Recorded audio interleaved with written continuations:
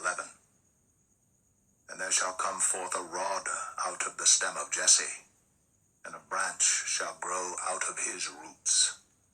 And the Spirit of the Lord shall rest upon him, the Spirit of wisdom and understanding, the Spirit of counsel and might, the Spirit of knowledge and of the fear of the Lord, and shall make him of quick understanding in the fear of the Lord.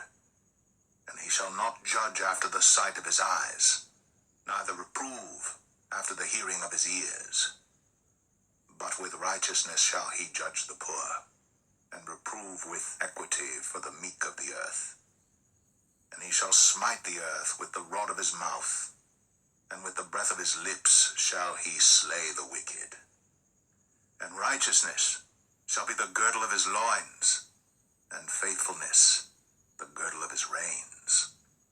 The wolf also shall dwell with the lamb, and the leopard shall lie down with the kid, and the calf, and the young lion, and the fatling together, and the little child shall lead them.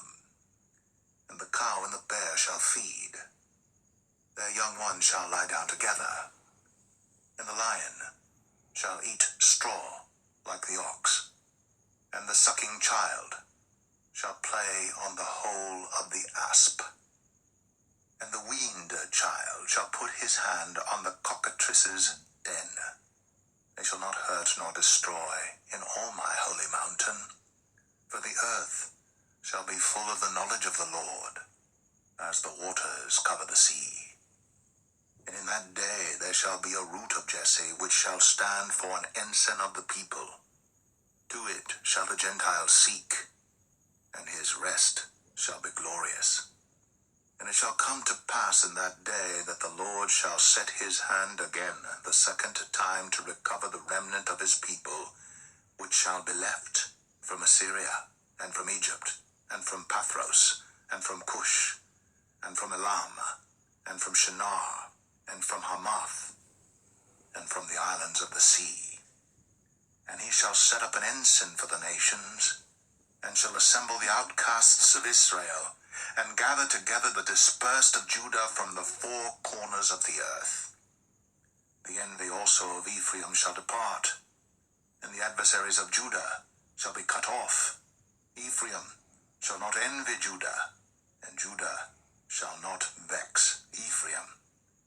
But they shall fly upon the shoulders of the Philistines toward the west. They shall spoil them of the east together. They shall lay their hand upon Edom and Moab, and the children of Ammon shall obey them. And the Lord shall utterly destroy the tongue of the Egyptian sea, and with his mighty wind shall he shake his hand over the river, and shall smite it in the 7 streams, and make men go over dry shod. And there shall be an highway for the remnant of his people, which shall be left from Assyria, like as it was to Israel in the day that he came up out of the land of Egypt.